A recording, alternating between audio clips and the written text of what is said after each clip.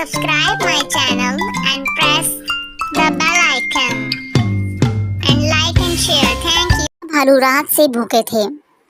सुबह भूख ने बहुत सताया तो सोचने लगे कि आज कहीं से शहद मिल जाए तो मज़ा आ जाए। यही सोचते हुए भालू मियाँ ने अपने दोस्त बबलू के पास जाने का फैसला किया।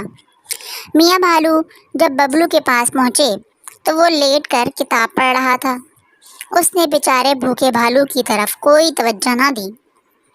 भालू भी कुछ देर किताब पढ़ता रहा, लेकिन किताब उसे पसंद ना आई।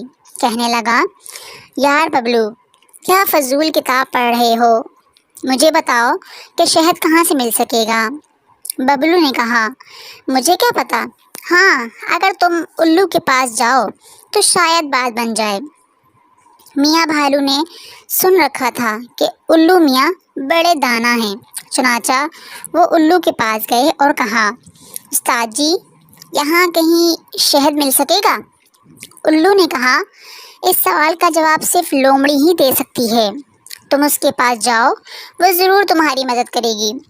भालू मियाँ को शदीद भूख लगी थी। चुनाचा वो लोमड़ी की तलाश में निकल खड़े हुए। थोड़ी ही दूर जाकर उन्होंने देखा कि बी लोमड़ी जा रही थी। वो उसे देखते ही पुकारे, बी लोमड़ी, ज़रा ठहरो, तुमसे एक बात करनी है। जब वो लोमड़ी के पास पहुँचे तो वही सवाल दोहराया। लोमड़ी ने कहा, अरे मियाँ, इतनी सी बात है, मैं तुम्हें शहद का पता बताती हूँ। जंगल में पेड़ों के झुंड में शहद की मक्खियों का एक छत्ता है, वहाँ चले जाओ। मियाँ भालू शहद के ख्याली मज़े लेते हुए वहाँ पहुँचे। भूखे थे तो थे ही, जाते ही छत्ते में हाथ डाल दिया। तमाम मक्खियाँ भालू के पीछे उन्हें काटने के लिए भागी। मियाँ भालू ने जब मक्खियों को हमला आवर होते हुए देखा तो जान बचाओ भाग खड़े हुए और चिल्लाने लगे, बचाओ बचाओ। आखिर बड़ी मुश्किल से मक्खियों से पीछा छूटा और उन्होंने दूसरे जंगल में पनाह ली।